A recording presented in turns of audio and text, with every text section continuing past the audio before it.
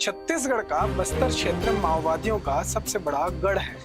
ऐसा नहीं है कि पूरे बस्तर संभाग में माओवादी आतंक का साया है, बल्कि इसके कुछ हिस्से माओवादी आतंक से ग्रसित क्षेत्रों में आते हैं। ऐसे ही बस्तर का एक धूर माओवादी जिला है बीजापुर। इसी बीजापुर में एक स्थान है सिलगेर। यह सिलगेर बीते 3 वर्षों से मीडिया और सोशल मीडिया में कई बार चर्चाओं और सुर्खियों में आ चुका है, जहां सिलगेर में चल रहे एक आंदोलन की कहानी देखी, पढ़ी और सुनी गई है। दरअसल यह सिलगेर का ही आंदोलन था जिसने बस्तर में माओवादी खात्मे को लेकर बड़ी रुकावट पैदा की, और इस आंदोलन के पीछे कोई और नहीं बल्कि माओवादी स्वयं थे। सिर्फ इतना ही नहीं, इस आंदोलन को मीडिया से लेकर जन जन तक पहुंचाने की रणनीति बनाने वाले और कोई नहीं बल्कि अर्बन नक्सल समूह ही थे। इस एक आंदोलन के लिए प्रदेश की कांग्रेस सरकार को भी जिम्मेदार ठहराया गया, तो वहीं दूसरी ओर एक पूरा का पूरा मंच ही इसके विरोध के लिए तैयार कर लिया गया था। इसके अतिरिक्त राष्ट्रीय अंतर्राष्ट्रीय मीडिया ने इस घटना पर व्यापक कवरेज किया। वहीं हजारों की संख्या में ग्रामीणों को एकत्रित करने की कोशिश भी हुई। जब इस एक आंदोलन के लिए इतना बड़ा इकोसिस्टम लगा था, तब यह जानना आवश्यक हो जाता है कि आखिर ऐसा क्या हुआ था सिलगेर में जो इस तरह के आंदोलन को अंजाम देना पड़ा। आखिर इस आंदोलन के पीछे कौन कौन लोग थे जो अलग अलग रणनीति पर काम कर रहे थे। आइए जानते हैं पूरी कहानी। मैं हूं शुभम उपाध्याय और आप देख रहे हैं द नैरेटिव।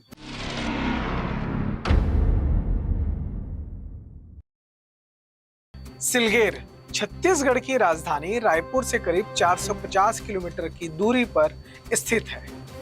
वहां का नजदीकी एक बड़ा शहर जगदलपुर है जो 175 किलोमीटर की दूरी पर है। सिलगेर एक छोटा सा गांव है जो माओवाद से अत्यधिक प्रभावित है। यहाँ अधिकांश रूप से माओवादियों का ही शासन चलता था। बीजापुर जिले के भीतर यह सिलगेर क्षेत्र माओवादियों के सबसे बड़े गढ़ में से एक था, जिसको भेदने की कोशिश फोर्स कर रही थी। जिस तरह से वर्तमान में फोर्स ने माओवादी आतंकी हिड़मा के गांव पुवर्ती में कैंप खोलकर माओवादियों को पीछे धकेल दिया है, ठीक ऐसी ही योजना सिलगेर के लिए भी थी। सुरक्षा बलों ने सिलगेर में एक सुरक्षा कैंप लगाने की रणनीति बनाई। इसके बाद 11 से 13 मई 2021 के बीच यहाँ इस कैंप स्थापित भी किया गया। कैंप स्थापना का उद्देश्य था इस पूरे क्षेत्र में माओवादियों की पकड़ को खत्म करना, उनके प्रभाव को खत्म करना और यहाँ शांति स्थापित कर स्थानीय जनजातीय ग्रामीणों को बुनियादी सुविधाएं मुहैया कराना। लेकिन दूसरी ओर माओवादी यह जानते थे कि यदि इस स्थान में फोर्स का कैंप स्थापित होता है तो यह न सिर्फ उनकी पकड़ को खत्म कर देगा, बल्कि स्थानीय क्षेत्रों से उन्हें जो नए लड़ाके मिलते थे वो भी बंद हो जाएंगे। इसी घबराहट के चलते माओवादियों ने स्थानीय ग्रामीणों को भड़काकर 13 मई से ही विरोध प्रदर्शन शुरू करवा दिया। विरोध प्रदर्शन लगातार उग्र होता जा रहा था, जिसमें सामने से तो स्थानीय एवं आसपास के गांव के ग्रामीण थे, लेकिन पर्दे के पीछे से माओवादी इस आंदोलन को चला रहे थे। इस बीच प्रदेश की भूपेश बघेल की सरकार की एक बड़ी लापरवाही ने आग में घी डालने का काम किया, जिसके चलते न सिर्फ यह आंदोलन और अधिक उग्र हो गया, बल्कि इसमें लगी आग की आंच आज भी देखी जा सकती है। दरअसल कैंप के बाहर हो रहे उग्र प्रदर्शन के दौरान 17 मई को पुलिस ने फायरिंग कर दी। इस फायरिंग के चलते 4 जनजातीय ग्रामीणों की जान चली गई। इस घटना के बाद प्रदर्शन ने विकराल रूप ले लिया और इसकी चर्चा मीडिया और सोशल मीडिया में भी होने लगी। इस बीच बड़ी संख्या में स्थानीय ग्रामीणों को मोबिलाइज करना शुरू किया गया, जिसके कारण हजारों की संख्या में ग्रामीण सिलगेर पहुंचने लगे। इसके बाद माओवादियों ने अपने शहीद स्तंभ की तर्ज पर ग्रामीणों से एक मृतक स्तंभ का निर्माण करवाया और प्रदर्शन स्थल पर जनजातीय ग्रामीणों के बीच भावुकतापूर्ण तरीके से उग्रता लाने के लिए उनके आराध्य आंगा देव को भी प्रदर्शन स्थली में लाया गया, ताकि अधिक से अधिक जनजातियों को इससे जोड़ा जा सके। इन सभी विरोध प्रदर्शनों का उद्देश्य केवल यही था कि माओवादियों के इस गढ़ से सुरक्षा बलों के कैंप को हटा दिया जाए। इसके बाद कम्युनिस्टों ने अगली रणनीति बनाते हुए इस विरोध प्रदर्शन को एक बैनर के नीचे लाने एवं इससे ग्रामीणों को जोड़ने के लिए मूलवासी बचाओ मंच का गठन किया। इस मूलवासी बचाओ मंच के बैनर तले प्रदर्शन हुए और अंततः 9 जून को सभी पत्रकारों के सामने आंदोलन की समाप्ति एवं सुकमा के जिला केंद्र में धरना देने की बात कही। कांग्रेस सरकार के दौरान पुलिस के द्वारा जो एक लापरवाही हुई, इसने पूरे आंदोलन को उग्र रूप देने के साथ साथ माओवादियों को एक नई रणनीति के साथ विरोध करने का मौका भी दे दिया था। इसी के चलते फोर्स को लंबे समय तक यहाँ नुकसान उठाना पड़ा। वहीं दूसरी ओर इस प्रदर्शन के लिए जिस मूलवासी बचाव मंच का निर्माण किया गया था, उसके पीछे कोई और नहीं बल्कि माओवादी ही थे। इसका खुलासा तब हुआ जब मंच का उपाध्यक्ष गजेंद्र माड़वी माओवादियों के रुपयों के साथ गिरफ्तार हुआ था।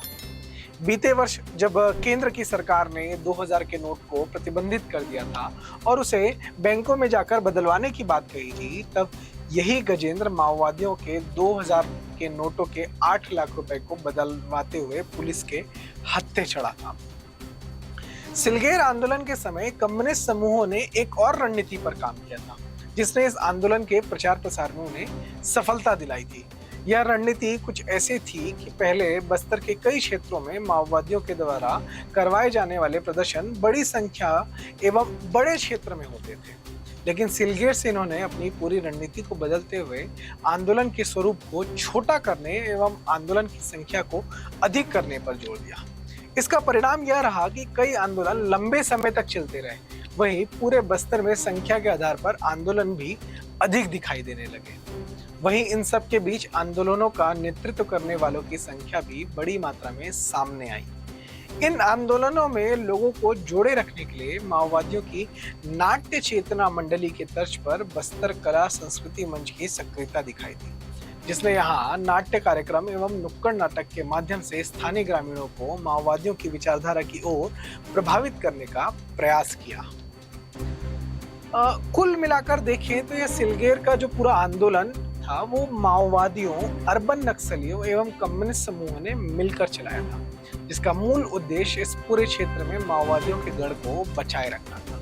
यह समूह इस रणनीति के साथ काम कर रहा था कि माओवादियों का यह किला अभेद्य रहे और यहाँ से फोर्स वापस चला जाए। माओवादियों की इस रणनीति को समझने में प्रदेश की तत्कालीन भूपेश सरकार ने काफी लापरवाही दिखाई और जिसके कारण वो विफल भी रही। और वो सिर्फ इसमें फेल नहीं हुई, बल्कि उन्होंने कुछ ऐसी गतिविधियां भी की और बयान भी दिए जिसने इस पूरे मामले को कम करने के बजाय और अधिक बढ़ाने का काम किया। माओवादी आतंकी हिड़मा के प्रभावी क्षेत्रों में से एक माने जाने वाला सिलगेर यदि कम्युनिस्ट आतंकी गिरफ्त से बाहर निकलता है तो यह केवल सिलगेर के लिए ही नहीं बल्कि पूरे बस्तर के बेहतरी के लिए उठाया हुआ कदम होगा। सिलगेर के इस मूवमेंट पर, इस आंदोलन पर यह द नैरेटिव की एक एक्सक्लूसिव रिपोर्ट थी। ऐसे ही रिपोर्ट्स को देखने के लिए आप देखते रहें लगातार द नैरेटिव।